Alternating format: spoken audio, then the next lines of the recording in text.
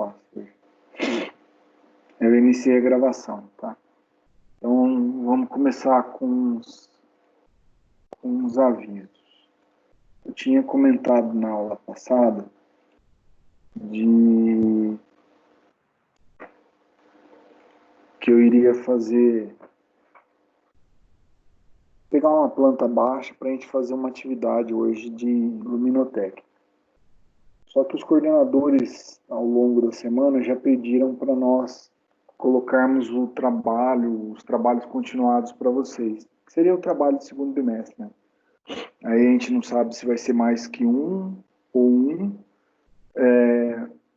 Geralmente fica a critério do professor, mas não coisa que eles nos pediram é para a gente pensar em como fazer as atividades práticas. Né? Eu confesso que eu ainda tenho dúvidas, mas a gente vai ter que uma maneira de como fazer essa atividade prática, assim. Então, o que eu tinha conversado com vocês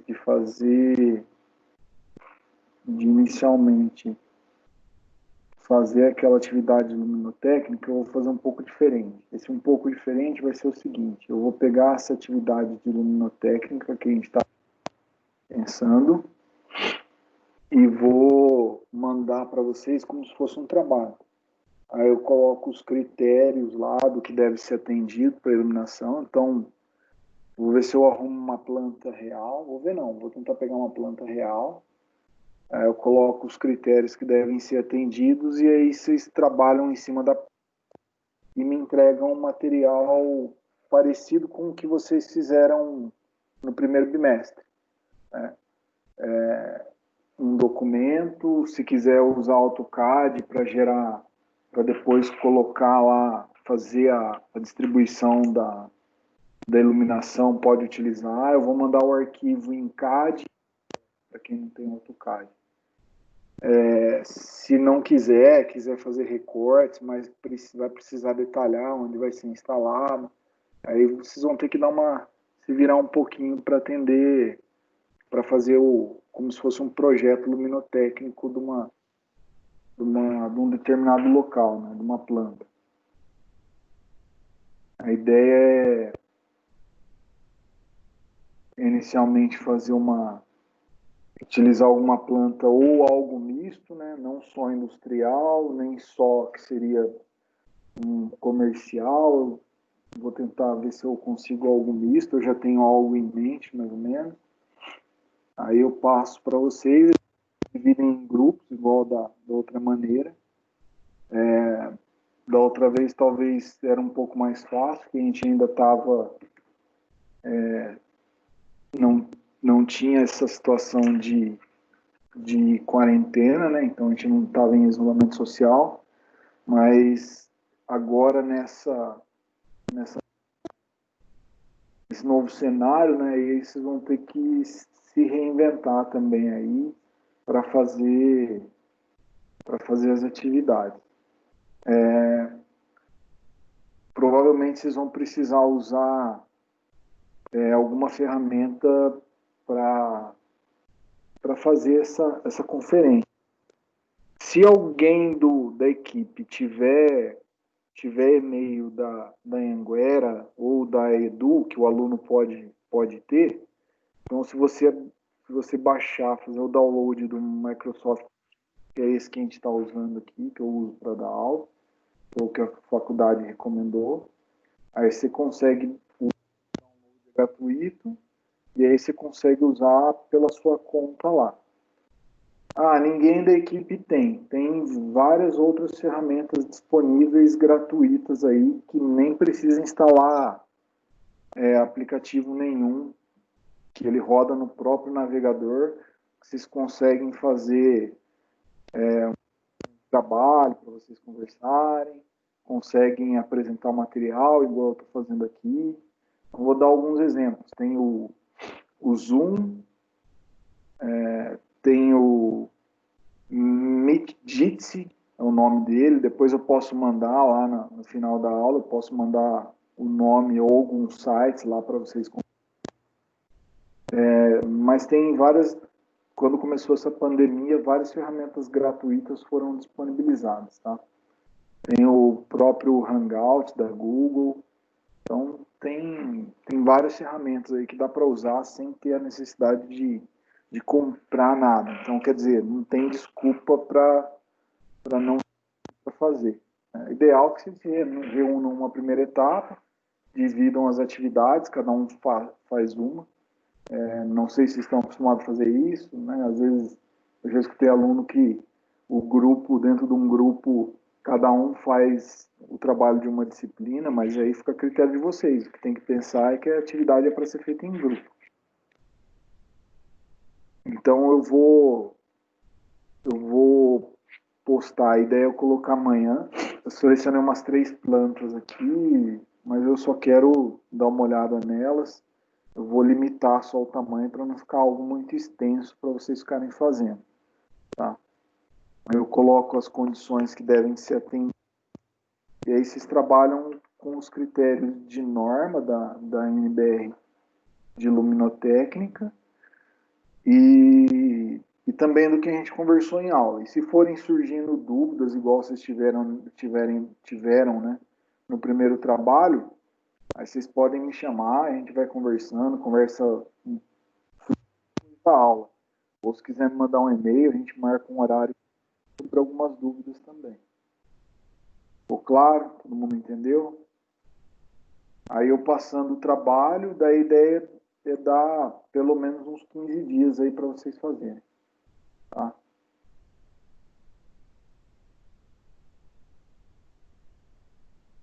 Tranquilo? Nenhuma dúvida?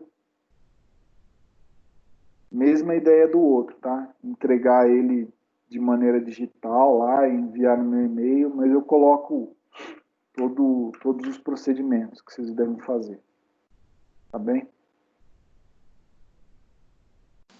Professor, como é que será feito o trabalho mesmo? Eu perdi o começo quando você começou a falar.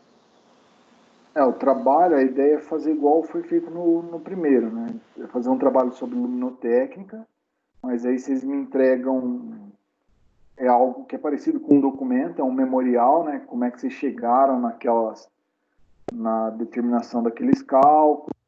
Teve pessoal que usou AutoCAD, então o cara gerou a planta no AutoCAD, deu uma, como que eu diria, não diria nem enfeitada, mas entregou com uma certa excelência maior o trabalho. Tem gente que fez um pouco mais simples, tem gente que fez mais elaborado, mas a ideia é que vocês consigam me entregar um projeto de luminotécnica em cima de uma planta que eu vou mandar para vocês. Tá? Aí vocês façam em grupo isso daí, no máximo 6, tá?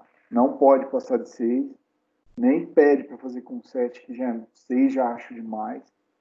É que na última vez eu vi que já deram acho que uns 2 ou 3 grupos de 6, então vou liberar, mas gostaria que todos participassem, tá? A princípio esse é o primeiro trabalho, não sei se vai ter outro. Se realmente a gente partir para igual os coordenadores solicitaram, que a gente de alguma forma desenvolva uma atividade prática, eu não sei como ainda. Atividade de instalações elétricas seria ou vocês fazendo projeto, ou vocês lá em laboratório, a gente fazendo algumas ligações elétricas e alguns elementos de instalação para vocês verem como é que funciona. Eu não vou precisar procurar se eu acho alguma coisa desse gênero virtual. A princípio, a gente parte para o lado de projeto. Tudo bem?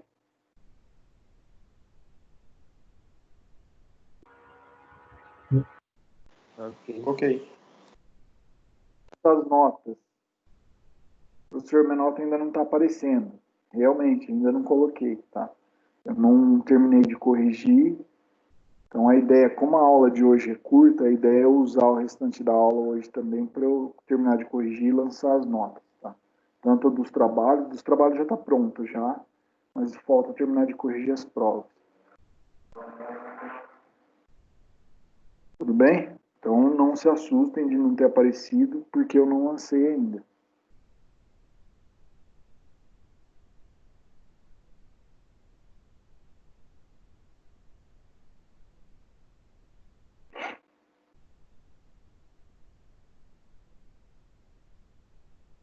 Tudo bem? Vamos lá?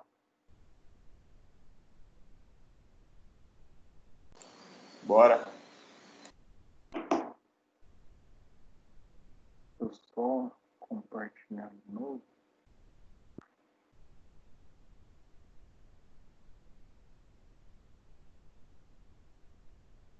Alguém aceita aí para mim essa pessoa retardatária que chegou? Então a ideia hoje, o assunto legal, ele é até abordado de uma forma bem não tão prática, ou bem não tão lúdica, mas é um assunto muito importante. Tá? Ele refere-se a normas técnicas, ou as normas técnicas relacionadas a instalações elétricas.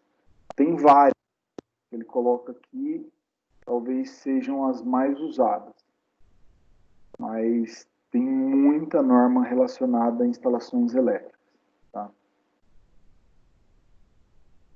Então, o objetivo de uma norma é definir.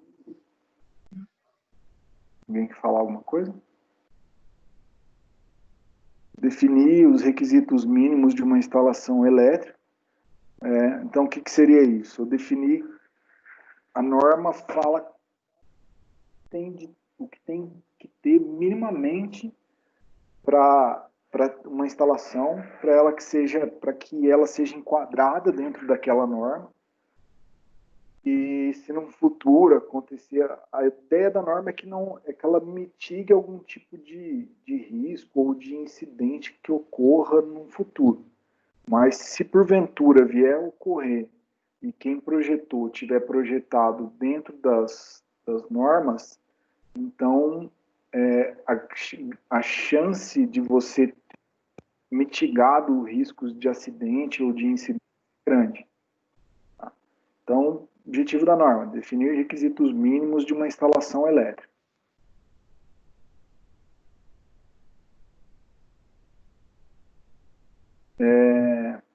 Definir procedimentos e metodologias de atividades. Então, tem normas ou normas que elas servem para definir como que eu devo proceder para instalar um equipamento ou para dar manutenção no equipamento, ou quando eu vou entrar numa área de risco, como que eu devo proceder.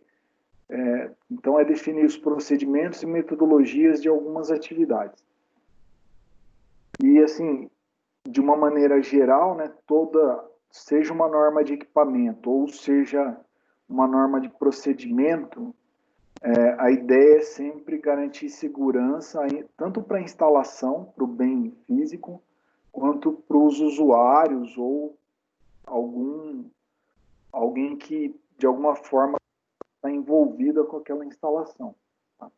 Então, eu acho que talvez esse seja até a maior vertente assim, de uma norma, né, que é sempre garantir a segurança e a instalação, tanto a segurança da instalação quanto a segurança dos usuários. Vou até pintar de amarelinho aqui depois para vocês conhecerem.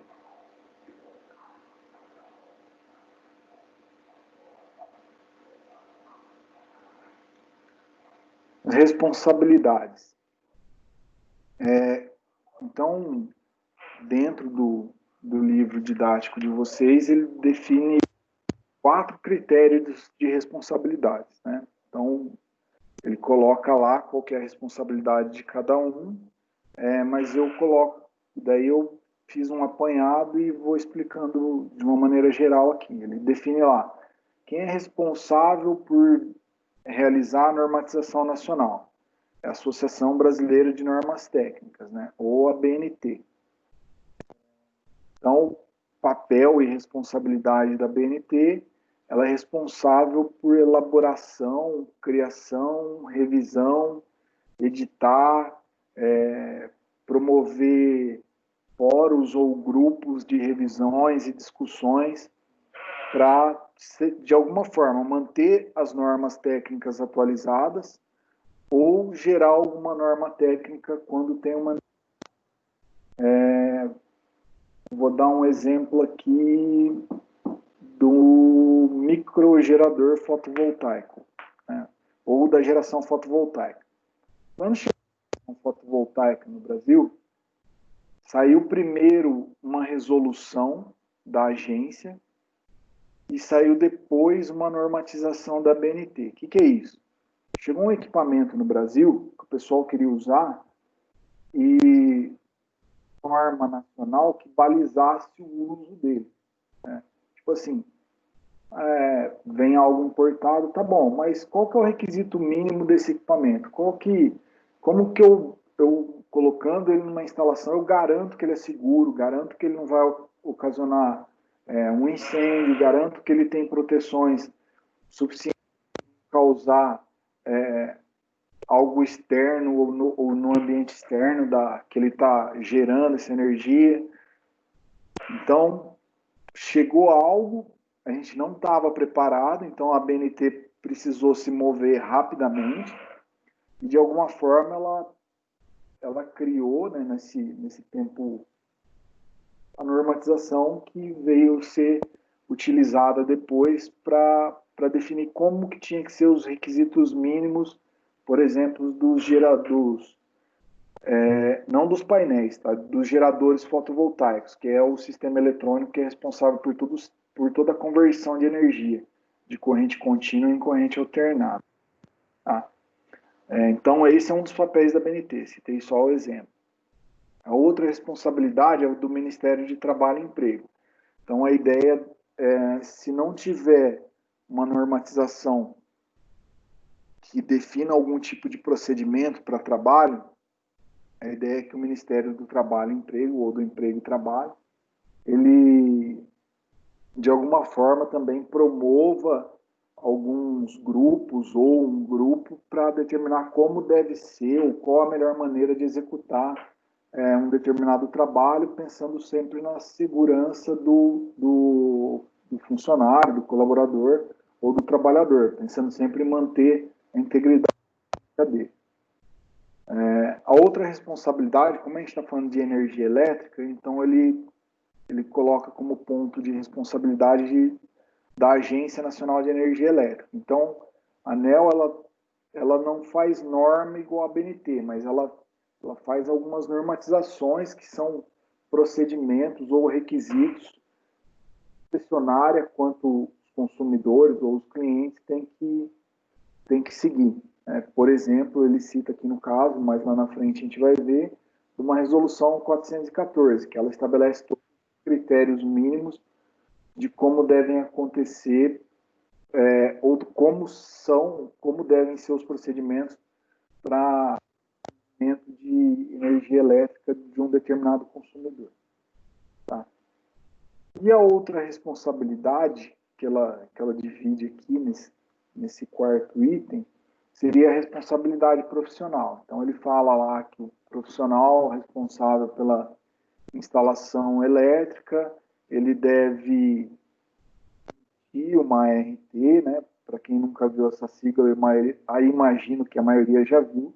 Ele deva emitir uma anotação de responsabilidade técnica, que é um documento falando que ele é responsável por aquela instalação ou por aquele projeto. Existem dois tipos de ART. Existe a ART de projeto e a ART de execução. O mesmo profissional pode fazer a RT de projeto e execução, mas também a RT de projeto pode ser um profissional e a RT de execução pode ser outro. Vou dar um exemplo.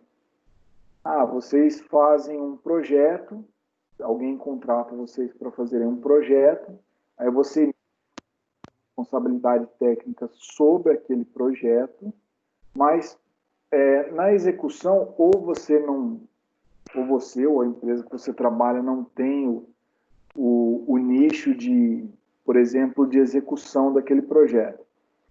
Então, isso a pessoa que contratou pode contratar outro profissional, e ele é profissional responsável pela execução, ele siga todos os requisitos que o projeto está propondo, tá? Pode ser o mesmo profissional que faz o projeto e que é responsável pela execução? Sim, desde que ele tenha atribuição para isso. Tá? Aí, eu sei que eu já falei isso, sei que é uma discussão eterna, até conversei com uma amiga que ela é da comissão técnica do CREA São Paulo, e ela falou que está em revisão vários aspectos da resolução 218 do CONFEA, que estabelece o que cada engenheiro faz, ou quais são as atribuições de cada engenheiro. Mas eu peguei aqui, e deixo eu só compartilhar com vocês, para mostrar para vocês quais são as atribuições pelo menos para que vocês conheçam. Não sei se já mostraram isso para vocês. Tá? Então, vou lá no início. Tá? Então, essa resolução ela é de 1983. É uma senhora aí de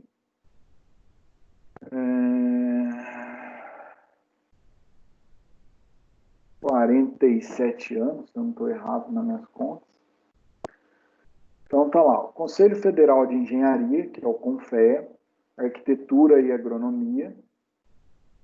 Então, hoje esse Conselho de Arquitetura, o Conselho de Arquitetura ele já é um outro conselho.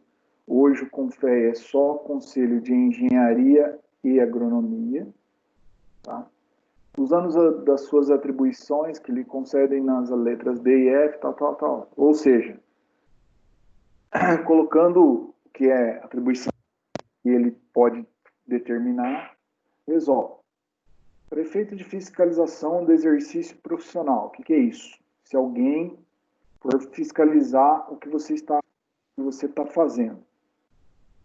Corresponde às diferentes modalidades de engenharia, esqueçam a arquitetura, e agronomia em nível superior e em médio, também em nível médio. Não é mais atividades de engenharia, todos os técnicos da área de exatas, eles têm um conselho próprio agora. Então, o CONFEA e o CREA, hoje eles só fiscalizam e o que mais que atribuem diretrizes ou dão atribuições a profissionais de nível superior. Tá? Então, das atividades. Isso daqui das atividades de 1 a 18. Qualquer engenheiro pode fazer. Tá? Supervisão, coordenação, orientação técnica, estudo, planejamento, projeto, especificação, estudo de viabilidade técnico-econômica, assistência, assessoria, consultoria, direção de obras e serviço técnico, vistoria, perícia, avaliação, arbitramento, laudo, parecer técnico.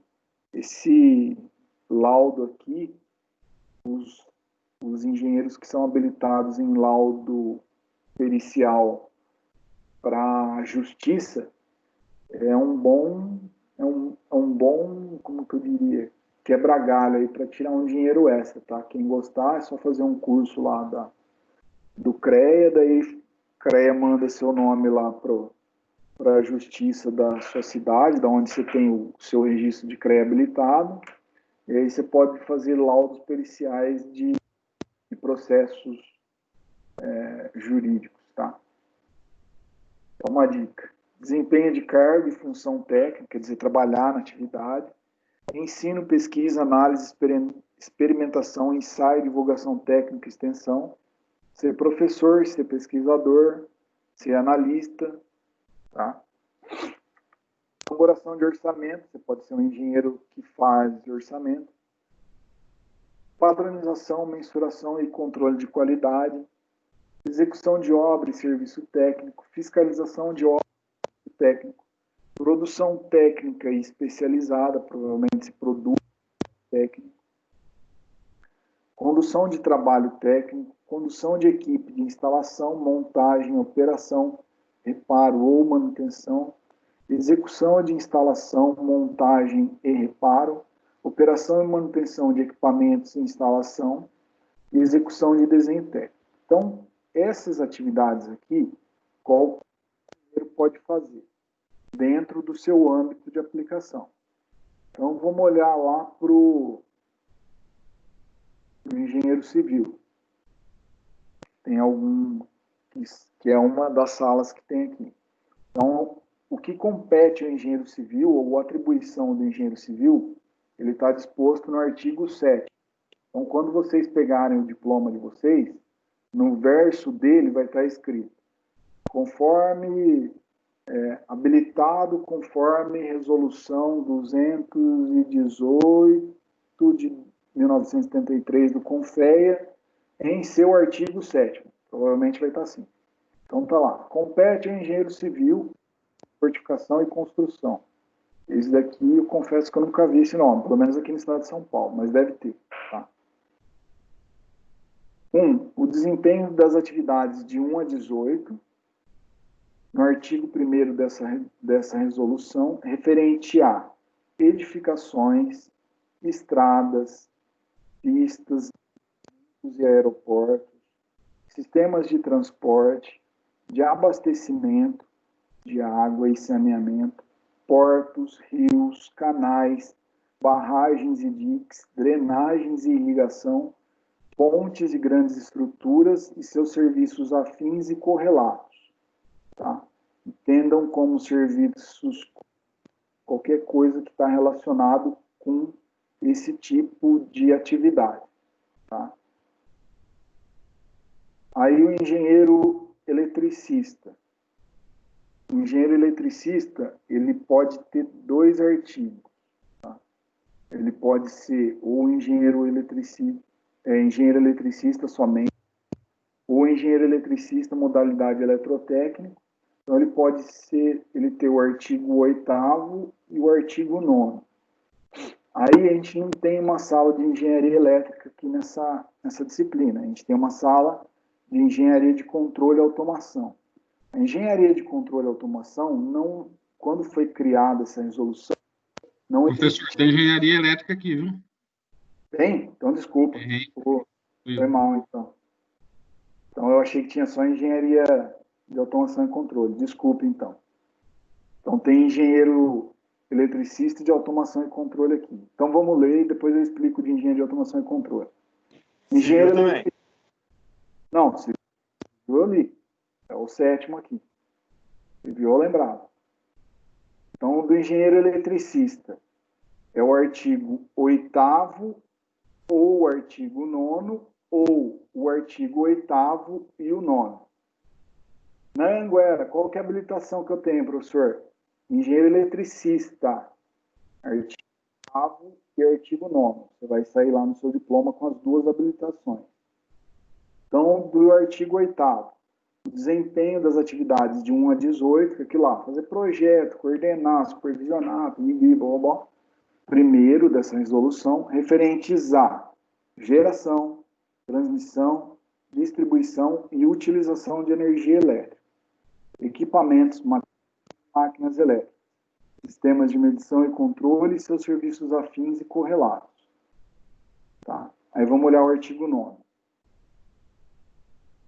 Do engenheiro eletrônico, do engenheiro eletricista modalidade eletrônica, ou do engenheiro de comunicação, ou engenheiro de telecomunicação, e do engenheiro de automação e controle. É o mesmo artigo, artigo 9º.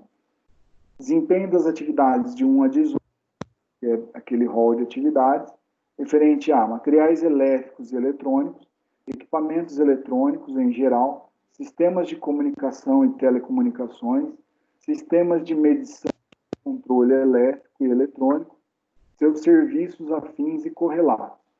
Tá? Aí tinha aquela história lá que a gente discutiu, acho que logo no começo, nas primeiras aulas.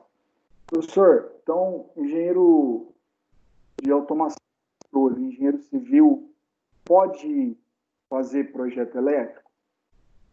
Poder pode, Você só não pode ser responsável técnico por ele. O responsável técnico, para ser responsável técnico por um projeto de energia, está aqui, ó, utilização da energia elétrica. Obrigatoriamente tem que ser um engenheiro do oitavo. Ah, mas então por que eu estou aprendendo a disciplina de instalações elétricas se eu não posso fazer projeto, assinar por ele? Porque tem um monte de outras atividades aqui, ó. Por exemplo, fiscalização de obra e serviço técnico, execução de instalação, supervisão, coordenação e orientação técnica. Tem um monte de atividade que vocês podem fazer como engenheiro de civil ou de controle e automação, que vocês vão ter que avaliar se esse projeto está correto ou não. Ou, no mínimo, vocês vão ter que ter capacidade suficiente para olhar e ver se tem alguma coisa de errado com aquele. Não foi vocês que fizeram? Não. Mas depois, se cometer algum erro na execução, aí a responsabilidade pode ser de vocês. Tá? Então, vocês podem ser responsáveis pela fiscalização da execução. E aí, isso é o importante de vocês conhecerem da disciplina, e nem todas as disciplinas que vocês cursam na graduação, vocês serem habilitados para fazer projeto. Mas daí sim a importância do conhecimento. Não sei se ficou claro para todo mundo. Se alguém tem alguma dúvida. Tranquilo? Então vamos seguir. Professor, Oi. tem uma dúvida. Pode falar. Com relação a futuramente, um desses dos alunos de controle e automação que não pode ser assinar projeto, se por conseguir uma oportunidade que precisasse trabalhar na área de projeto, qual que seria a melhor opção para poder conseguir continuar habilitação. O curso e conseguir habilitação? Duas maneiras. Você pode fazer uma pós-graduação, por exemplo, sei lá, em sistemas de energia ou em projetos, não sei. E aí você tem que avaliar o rol de disciplinas dessa pós-graduação. Se vai, por exemplo, o foco dela é voltado, por exemplo, para sistema de potência, ou geração, distribuição e transmissão de energia elétrica. Enfim, você tem que se informar do curso, bem na grade do curso. Aí, posteriormente ao término desse curso, você pega o seu diploma e pode pedir... Tem um nome? Deixa eu procurar aqui no e-mail. Rapidinho.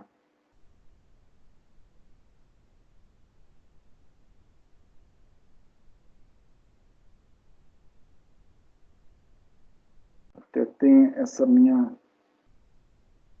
amiga lá do...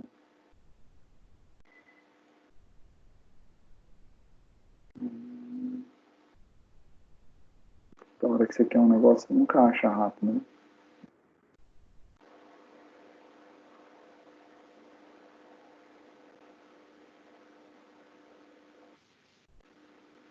Alguém aceita aí para mim, indivíduo ou indivídua?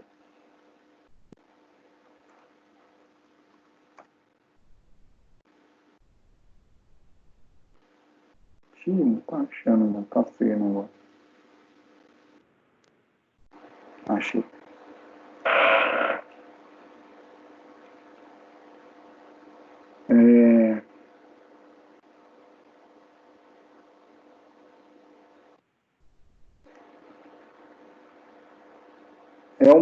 Mas é uma resolução complementar que o CREA soltou. O pessoal lá do CREA chama ele de anexo 27. Aí o que você faz? É como se aquela pós-graduação ela te desse habilitação para fazer aquilo.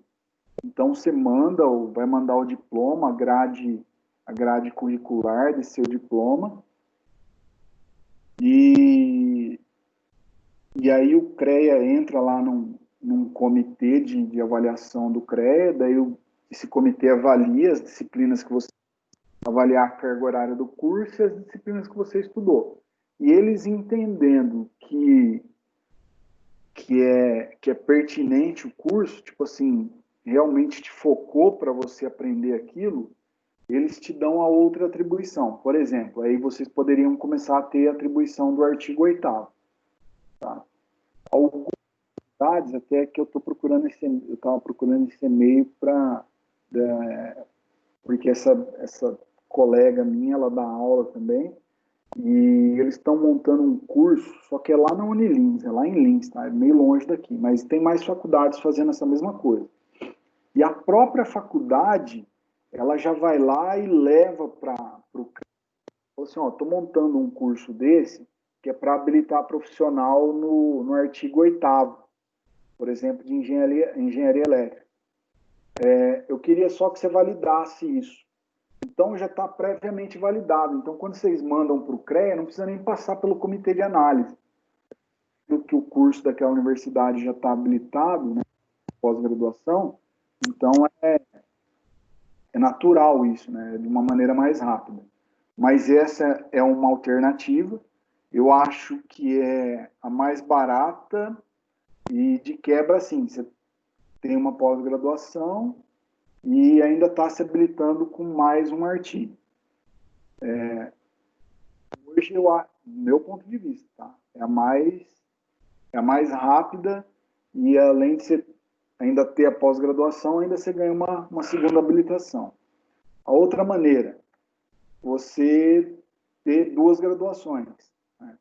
Ser graduado em engenheiro de automação e controle e ser graduado em engenheiro eletricista. Então, aí, quando a engenharia... Aliás, você pode até fazer isso simultâneo, só não recomendo porque a carga de atividades é meio alta. Mas então, em tese, né, seria terminar o curso de automação e controle ou de civil e se matricular num curso de, por exemplo, que tem esse artigo. Aí é um pouco mais oneroso, né? Porque aí vai mais tempo e provavelmente mais dinheiro também. Tudo bem?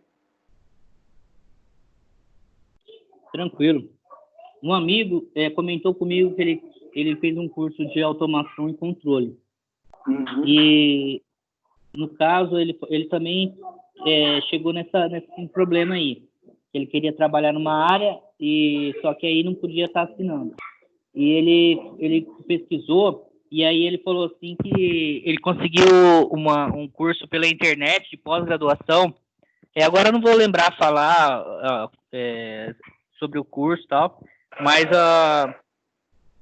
o valor era até baixo, a carga horária era baixa também, e aí a única coisa que ele estava aguardando era uma resposta, eu não sei se era do CREA ou se era do outro órgão aí, para saber se era válido aquele curso de pós-graduação para o artigo 8º. Eu estava aguardando essa resposta. Tem umas faculdades que saem na frente, igual essa que eu estava falando, essa da minha colega lá. Então, ela já fizeram, a faculdade às vezes faz o contrário, entendeu? Aí ela tem como se fosse um atestado do CREA, tipo assim, a hora que você chegar lá e mostrar para o CREA vai habilitar, vai te conceder o artigo rapidamente, tá? Não teria problema nenhum. Isso é até bacana. A outra coisa, cara, é que isso é tão válido e está sendo tão aceito que, se eu não me engano, há 2 semanas atrás, saiu uma notícia no Google, e a hora que eu vi, eu achei super bacana. É algo muito parecido com isso, só que eram áreas totalmente diferentes. Mas era um engenheiro eletrônico, engenheiro de telecomunicações, que ele... deixa eu ver se eu não falo besteira. Ele fez doutorado no ITA. E eu não sei se ele fez mestrado, mas estava falando só sobre o doutorado dele lá. Ele fez doutorado no ITA. E o doutorado dele era na área de projetos aviônicos ou projetos aeronáuticos. E quando ele pediu para o CREA negou. Falou, não, mesmo que você tendo feito o doutorado, você teria que ter muitas outras bases aqui para ter habilitação como um engenheiro aeronáutico. Aí ele falou, não, eu fiz tudo que precisava. E ele entrou na justiça. Claro que isso é mais moroso, né? Mas eu só estou comentando a reportagem para, assim, vai mudar os conceitos daqui a um tempo. E a justiça deu habilitação para ele. Ele ficou com 2 títulos. Então, hoje ele é engenheiro. Se vocês procurarem no Google, provavelmente vocês acham rápido, porque não tem. Então, além de engenheiro eletrônico, ele é engenheiro também. Eu acho que é engenheiro de aviação, cara. Agora eu não lembro certinho o nome, mas eu lembro que era correlacionado com aeronave. Tá? Mas hoje, assim, isso é um passo muito importante. Tudo isso, pode ter certeza que os CREAs não vão ficar brigando mais com isso. Então, ele vai olhar e provavelmente vai dar aval e vai te dar habilitação. O problema é o seguinte, o único problema, né, talvez seja o seguinte, toda a responsabilidade vai começar a recair sobre o profissional. Então, se ter algum incidente ou algum acidente mesmo que sofra danos, tanto no âmbito civil ou criminal, você vai ter que responder. Nada que você já não teria que fazer hoje, né? A diferença é que o CREA fala, não, ele é habilitado, eu dei aqui, ó, ele me mostrou, eu habilitei ele. Esse processo daqui para frente vai se tornar mais natural, tá?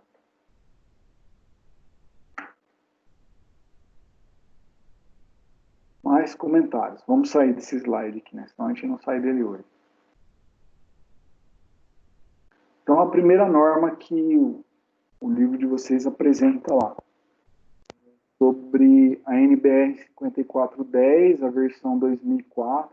Nas outras normas eu não utilizei a versão, mas a NBR 5410, ela fala sobre as instalações elétricas em baixa tensão.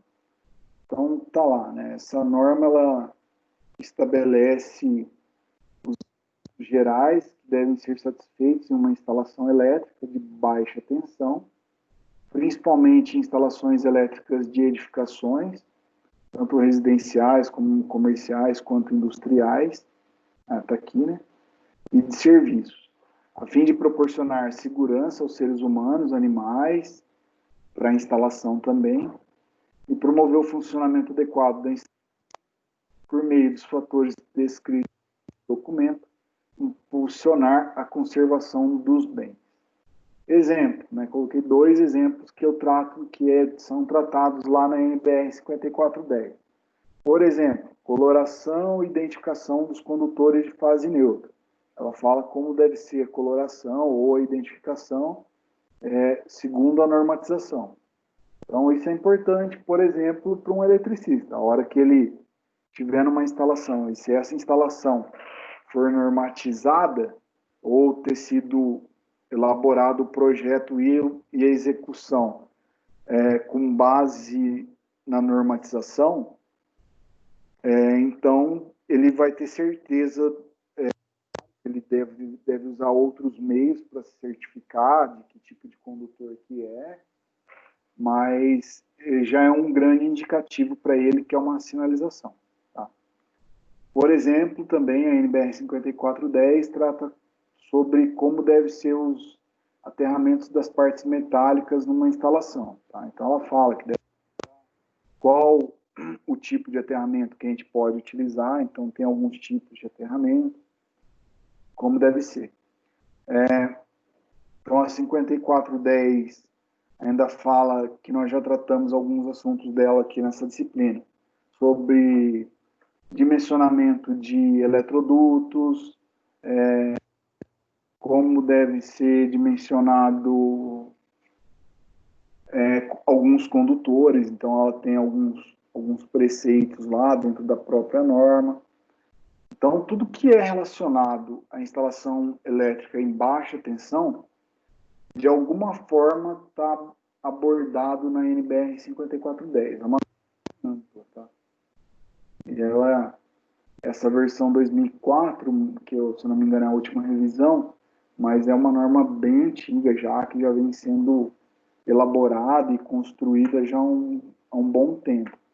Então, a ideia dela é auxiliar e fornecer os principais requisitos, né, a respeito dos componentes gerais da instalação, como que eu devo dimensionar os quadros de distribuição, os condutores, como eu comentei, como deve ser a proteção da instalação, como deve ser a proteção contra choques, exemplo, dos aterramentos, ou o próprio DSR, DSR, dispositivo,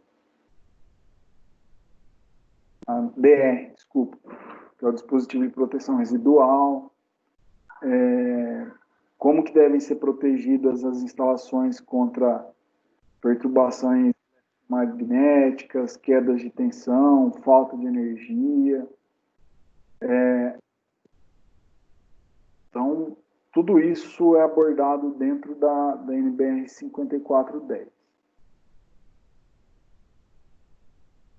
A segunda norma que o livro de vocês traz é a 5419. A 5419, ela trata sobre proteção contra descargas atmosféricas. Então, ela trata sobre... Ela é dividida em 4 partes.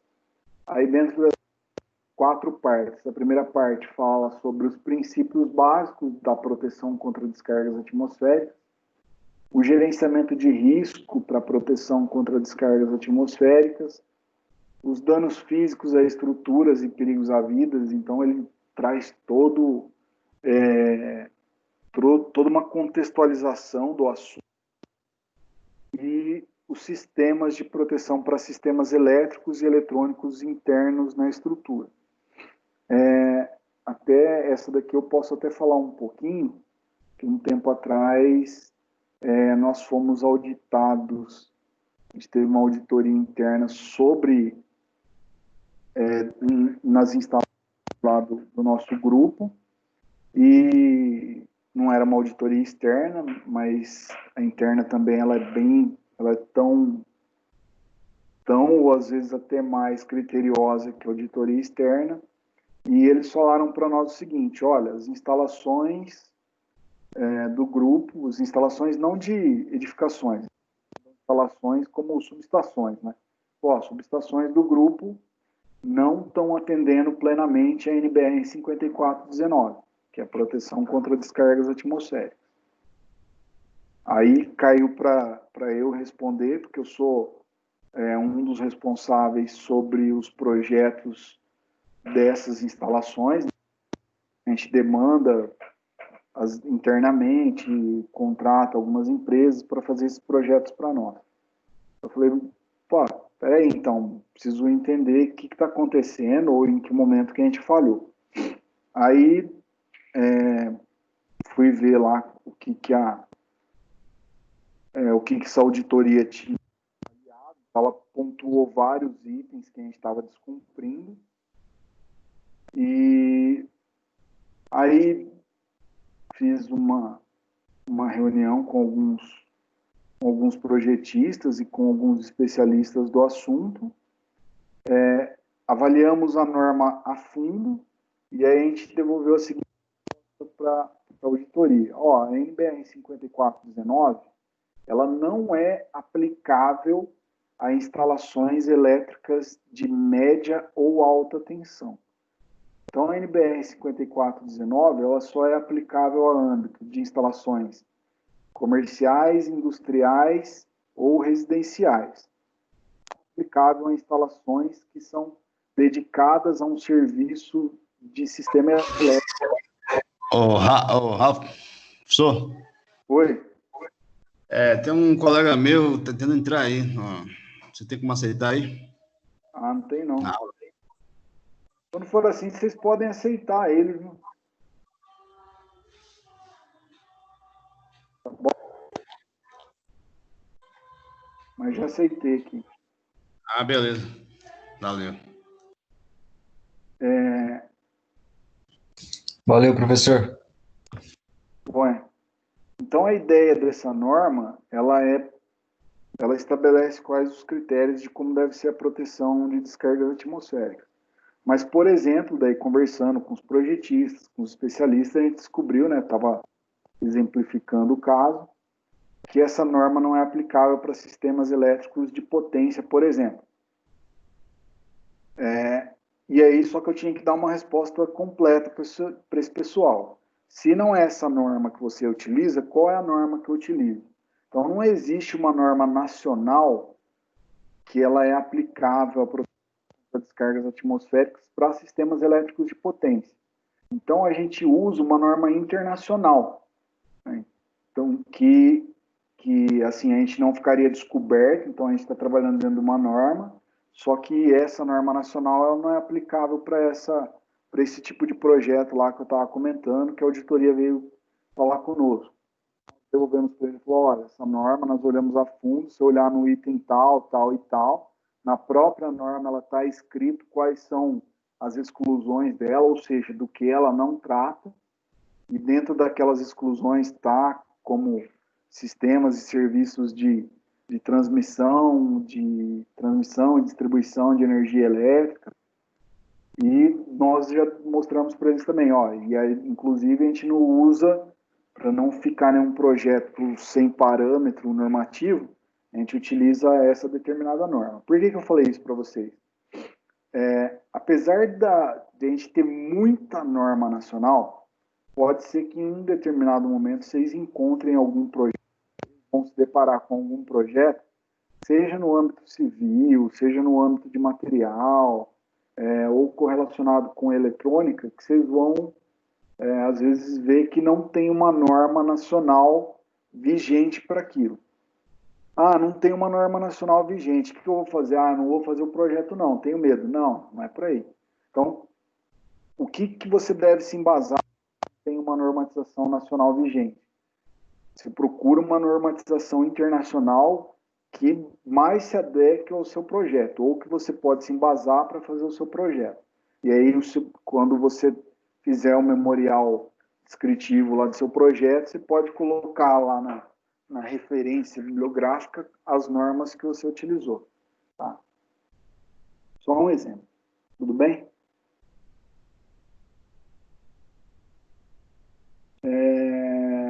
Então, de maneira geral, né, na primeira parte dessa norma tá as disposições gerais sobre a proteção de descarga atmosférica. A segunda parte, ela fala sobre os requisitos e procedimentos básicos para análise e avaliação dos riscos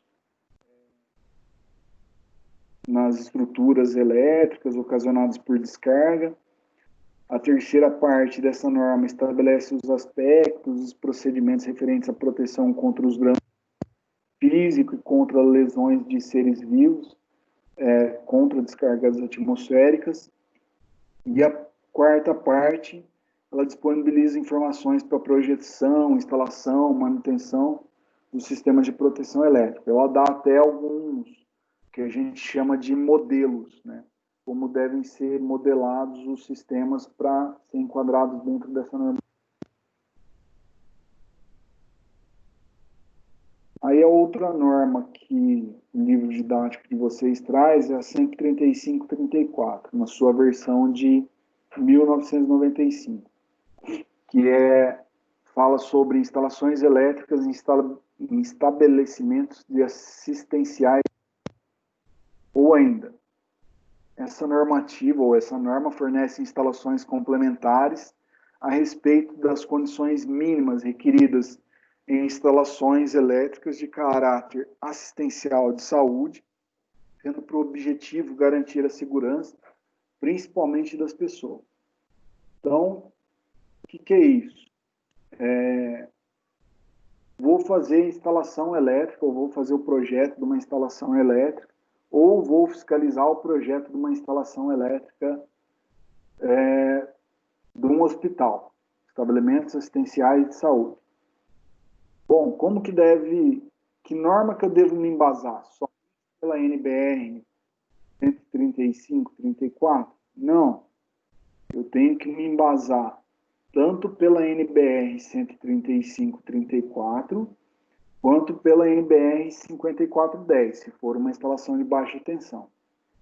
O critério que for maior, eu devo atender. Ou o critério que for mais rigoroso, eu sempre devo atender. Então, a ideia é que quando eu faço um projeto para algo específico, ou se tenha mais de uma norma aplicável àquela instalação que eu estou fazendo o projeto, é ideal que, de alguma esteja suportado pelas duas normas, né? Então, é sempre importante eu avaliar todas as normas referentes, ou pelo menos ter um conhecimento prévio ou de uma maneira geral sobre as normas que eu vou fiscalizar um determinado projeto ou para que eu vou projetar.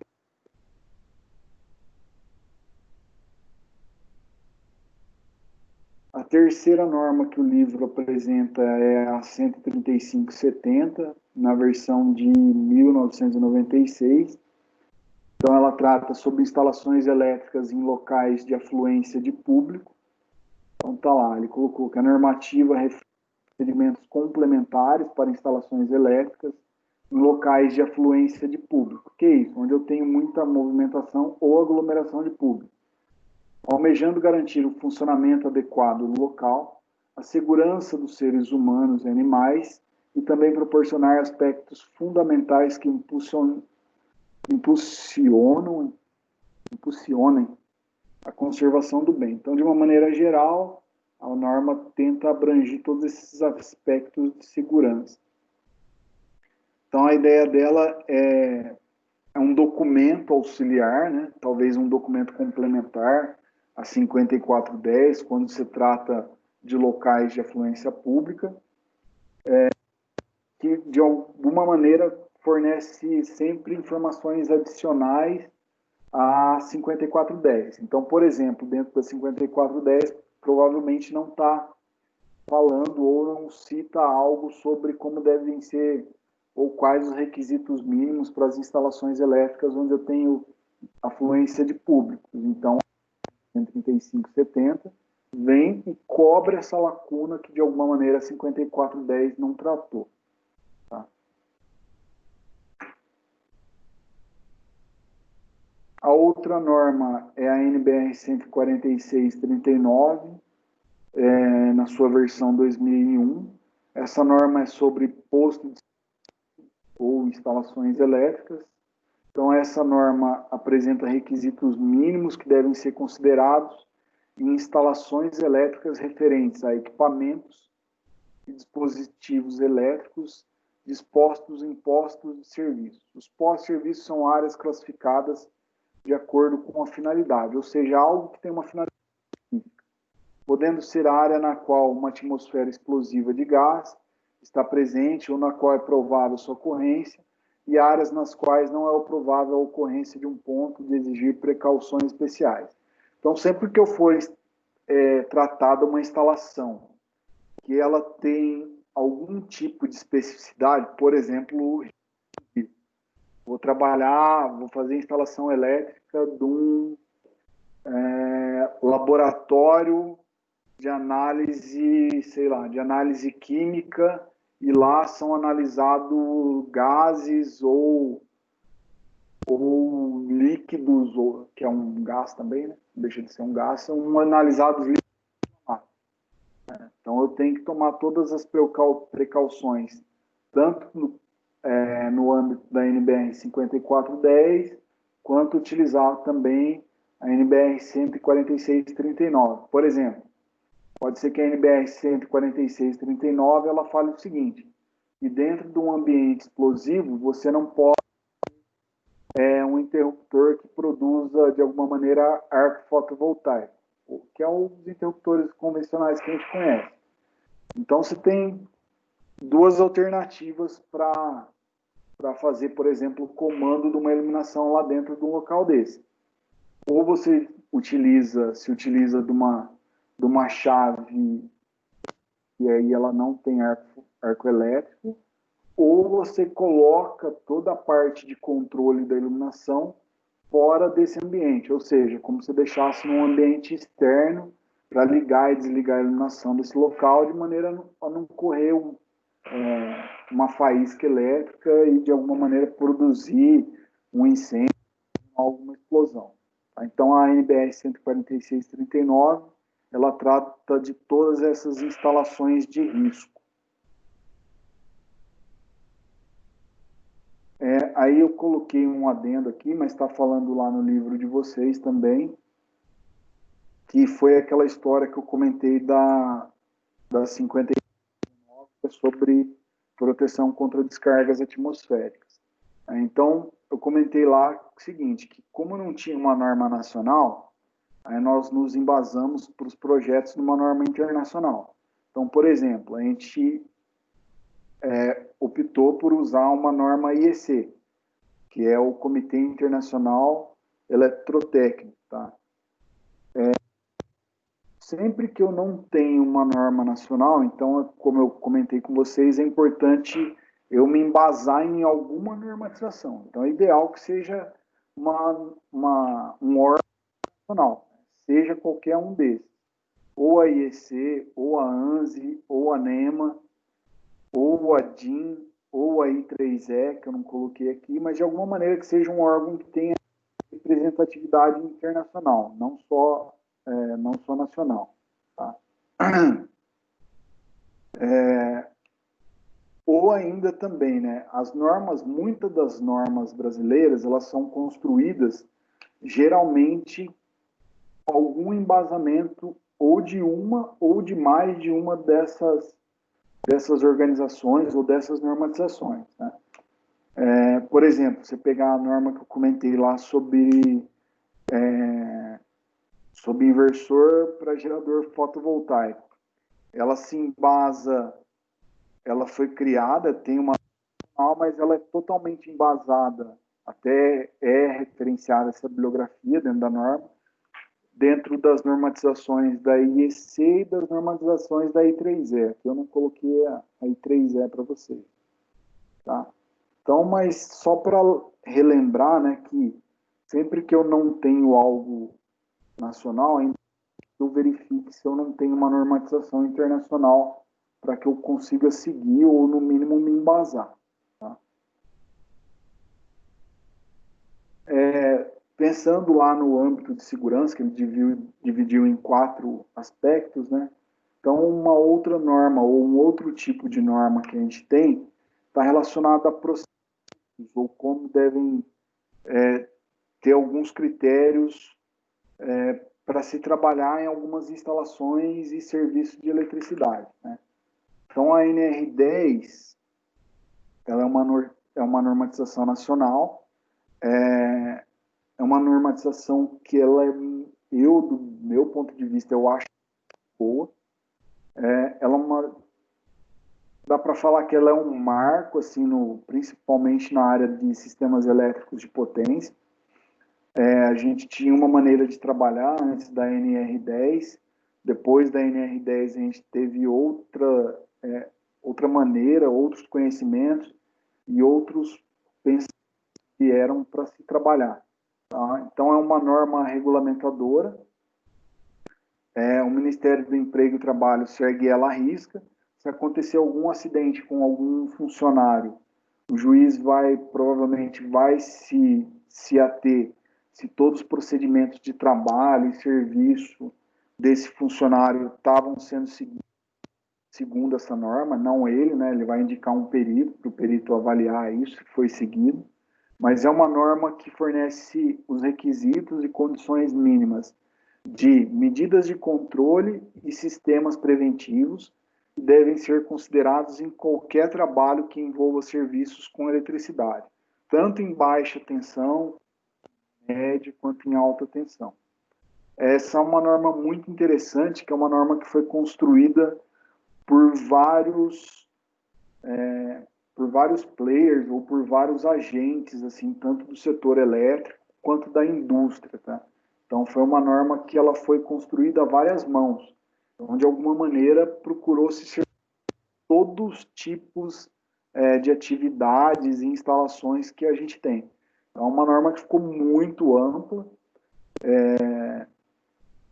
é uma norma muito importante, então as empresas, só para vocês terem uma ideia, né? As empresas que trabalham com serviço de manutenção ou operação ou serviços em eletricidade em geral, elas são, de alguma maneira, elas hoje, né, por força de lei, eu diria, né, que essa norma regulamentadora é como se fosse uma lei, de obrigar, não, ela tem a obrigação de fornecer, por exemplo, treinamento para o respeito dessa norma, para o funcionário entender qual é as bases dessa norma, quais são esses procedimentos, quais são esses requisitos, e depois de um determinado tempo também ele acontecer algum ciclo, dentro de um determinado ciclo aí de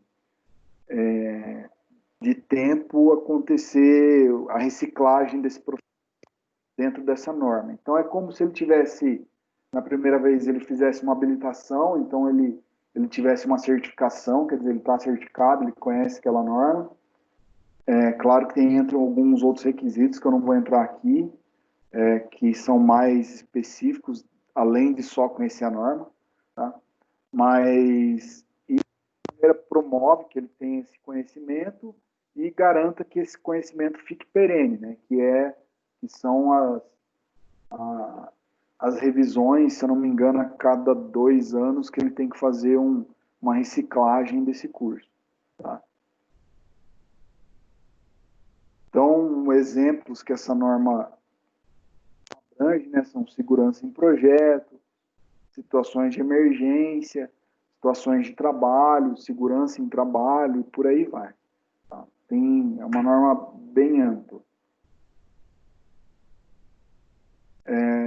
Lembrando um pouco, né, da segurança em projetos, ela fixa algumas obrigatoriedades, dispositivos de desligamento de circuitos nas instalações, pensando sempre em preservar a integridade do trabalhador ou do colaborador.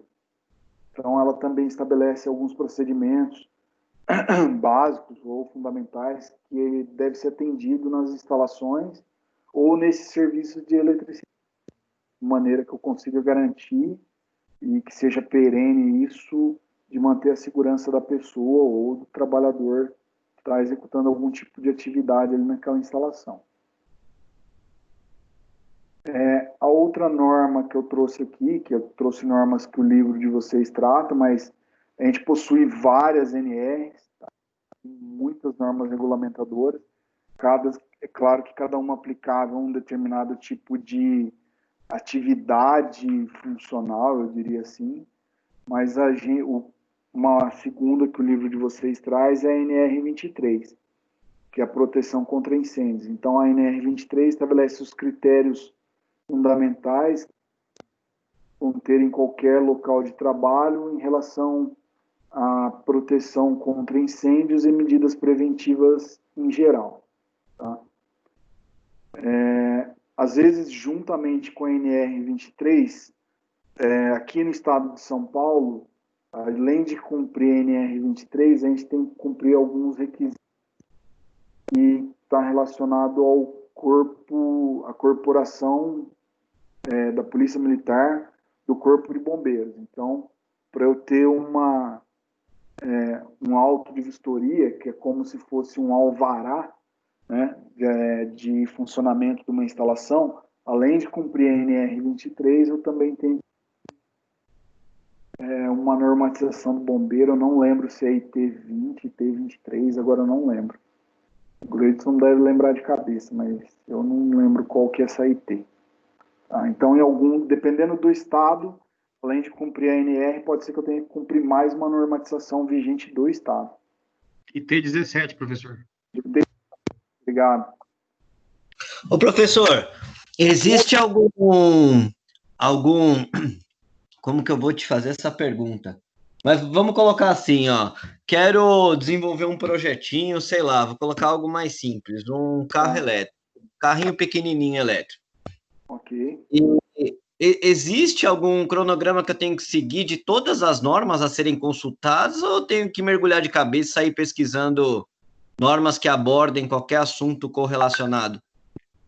Segunda opção, mas tem uma norma específica para veículos elétricos, tanto nacional quanto internacional. Você pode fazer, só que você só tem que tomar aquele cuidado, ver se você tem atribuição para projetar, entendeu? Não, tudo bem, mas eu fico imaginando assim, eu termino todo um projeto, tá tudo funcionando, obedeci às normas consultadas, tal, aí chega um cidadão lá e fala, olha, mas você não obedeceu esse quesito da norma tal, do inciso tal, Eu não porque, posso de te repente, sei dar... lá, não existe uma linha a ser seguida, então, você tem que consultar, começa por essa e vai até essa norma. Não, na verdade, você tem isso daí, que mergulhar de cabeça. Um exemplo clássico que eu dou é essa daqui, ó. Essa NR23 com a IT17 lá, que o Leidson comentou.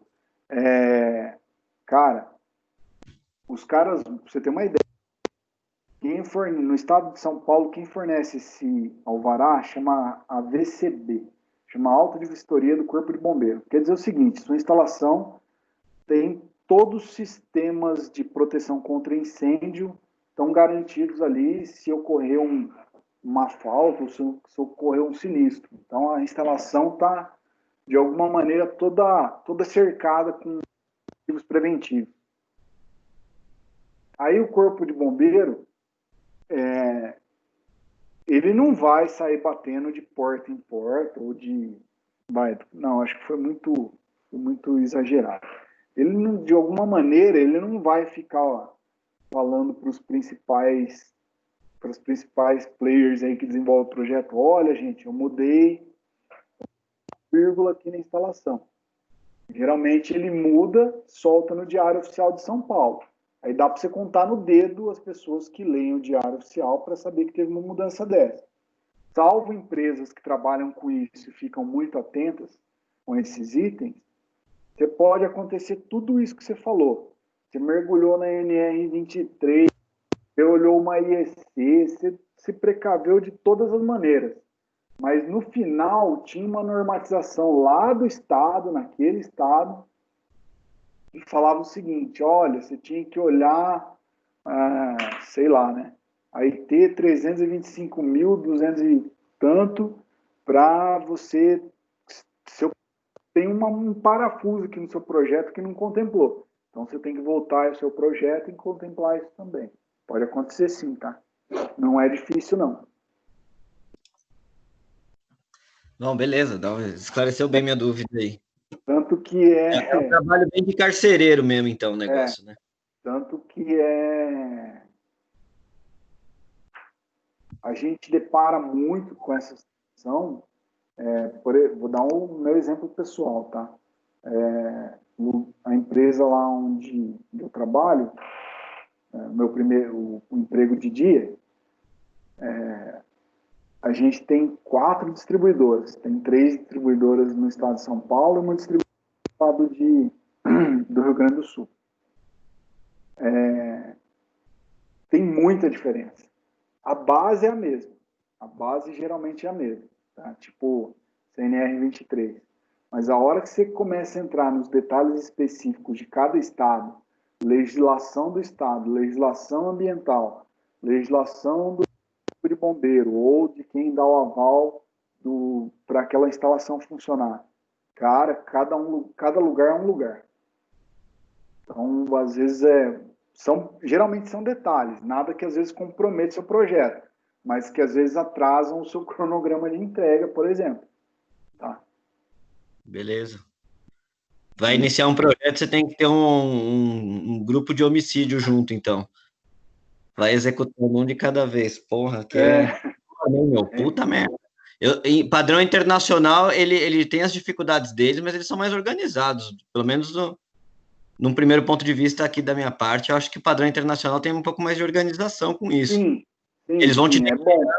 os caminhos para você passar por todas as etapas de normas, né? Sim. Só que, assim, quanto à normatização, sim, Agora, se você pensar o seguinte, se você quiser aprovar um projeto nos Estados Unidos, cara, é a mesma, como que eu diria? Você vai ter as mesmas dificuldades que você tem aqui. Estados Unidos... A exigência é até maior, se for parar para ver, né? É até maior. Mas eu falo assim, lá você tem um caminho a seguir, entendeu? Para não correr o risco de, no final do projeto, você toma uma rasteira porque não se enquadrou na norma tal. Não, mas Tem lá tipo, também pode se tornar, porque lá também tem muita normatização em estado, cara. Não só estado, a legislação dos estados lá é muito diferente de uma para outra. tem gente que deixa fazer tudo e tem outros que não querem que você faça nada, né? Isso. Tem, por exemplo, pra você ter uma ideia. O Texas, por exemplo, deixa você criar uma bomba atômica em casa, praticamente.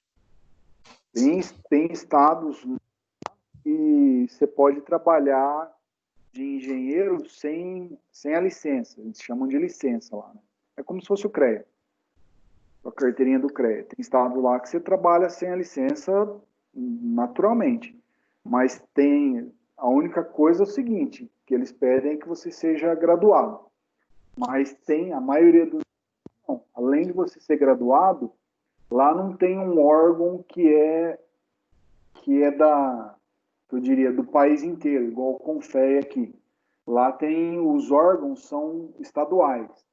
Então, às vezes, você tem que ter um CREA americano lá, né? Você tem que ter a licença num estado da Califórnia, e você tem uma outra licença que é para o estado, sei lá, do Alabama, e por aí vai. São diferentes também. Eles têm peculiaridades iguais às nossas também. Eles procuram seguir uma normatização só, que é a IEC. A IEC não, desculpa, a I3E. Mas você também pode ter essas surpresas lá em função das legislações estaduais também. Professor, mas no Brasil, essa diferença não é por causa de alguma diferença de climática, de relevo que tem entre os estados? Pode ser política, pode ser meramente, como que eu diria? Eu não vou falar frescura, porque às vezes geralmente quando fez aquilo teve alguma motivação, né? Mas pode ter vários aspectos, tá?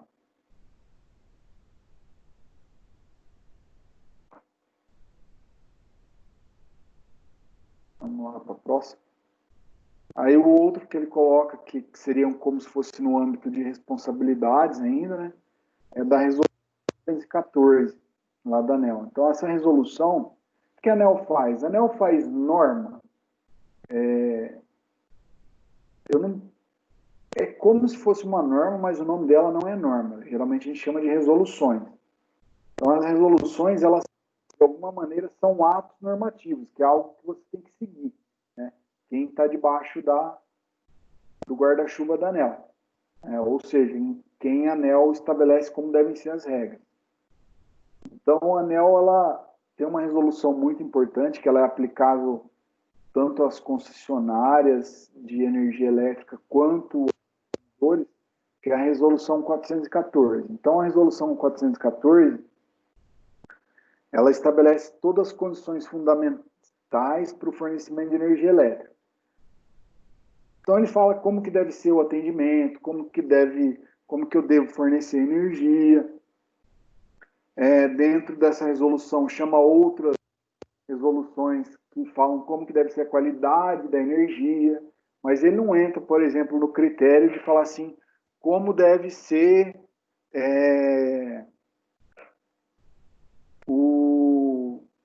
a bitola de um cabo, ou como que eu devo especificar um cabo. Ela não vai entrar nesse mérito, mas ela trata todas essas relações entre as concessionárias ou as concessões e os clientes, tá? Para o fornecimento de energia elétrica, descrevendo sucintamente os aspectos que devem ser observados e analisados. Então, ela estabelece como devem ser as regras entre esses agentes do sistema elétrico, quer seja concessionária, quer seja cliente. Tudo bem? O que tinha para a aula de hoje era isso. Eu sei que o assunto não é muito, é meio maçante, até não tem. No final desse capítulo lá no livro de vocês, ele demonstra um cálculo de demanda, qual a gente fez na segunda aula, que foi um dos trabalhos lá, que foi o trabalho que vocês me entregaram. Olhando o cálculo, tem um embasamento científico, mas vou dar o meu ponto de vista, tá? De uma maneira geral, ele dá uma regra que é muito, muito vaga, como que eu devo calcular fator de demanda, como que eu calculo carga, ele fala de fazer um quantitativo parcial das cargas numa instalação. Quem quiser dar uma olhada depois, começa lá na página 114, daí ele vai na 115 também. Mas eu não aconselho sempre que for necessário fazer um cálculo de demanda, vocês utilizem a norma da concessionária que vocês vão acessar ou vão pedir o fornecimento de energia. Tá? Ela estabelece como deve ser o cálculo de demanda. Então, é importante seguir talvez aqui o que o livro sugeriu, para eu não ter problema de ficar errando quando eu apresentar um projeto. Tá? Era só esse o comentário. E aí, como é algo que a gente já fez, também não vejo necessidade, e aí a gente fez algo até mais elaborado, que foi lá do projeto, então não vejo, do projeto não, do trabalho, não vejo necessidade da gente entrar nesse item. Tá? Alguma dúvida, pessoal? Não, ô, professor, depois esse assunto aí podia a qualquer momento retomar, hein, meu? É interessante, hein? Sobre Para normas? quem quer entender como é que é o mundo da engenharia mesmo, é o dia inteiro bombardeio falando de norma. Tem norma para tudo. Tem norma até para você ir buscar água na hora de tomar. É. Mais ou menos assim, né? E agora Geralmente, tem várias normas que estão para entrar aí em cima de condição de automação, mas no que diz respeito à inteligência artificial. Tá para chegar umas coisas aí que vai deixar negado de cabelo em pé agora. eu imagino. É assim, o estudo de normas é algo bem complexo, eu diria até que ele demanda um certo tempo. Tanto que as grandes empresas, elas têm áreas específicas de normas e padrões, para vocês terem uma ideia. Que é um cara que estuda normatização internacional, e aí ele pega aquele aglomerado de informações e transforma em algo factível para dentro do âmbito de aplicação dele. Tá? Então, por exemplo, aquela norma lá que vocês viram, que eu passei lá da CPFL lá, para a gente fazer o cálculo de demanda, aquilo ficou na mão de, no mínimo, uns 3 engenheiros que trabalham só com normatização. Passa na mão de um cara que elabora, depois passa na mão de um cara especialista em materiais, o outro especialista em procedimentos. Aí, às vezes, faz um comitê, mais do que 3 pessoas que olham, geralmente é assim. Tá? Então, aquilo lá passou na mão de vários engenheiros, especialistas em normas e padrões e procedimentos. Não, porque seria legal bastante gente, assim, todo mundo Legal, meu. de rave jogar. Vou subir lá no morro com a caixa de som. Vai, gente! Alguém se empolgou, hein? Deve ser a Tamires, a voz dela. Tá acontecendo aí, professor? Pera aí que eu vou segurar, vou amarrar aqui, pera aí. Escapou. Nossa, viajei agora. Tamires, fiquei com vergonha alheia agora. Tô amarrando de volta aqui na geladeira, pera aí. Beleza. Pessoal, o que tinha para hoje era isso. Espero que vocês tenham conseguido aproveitar. Como eu disse,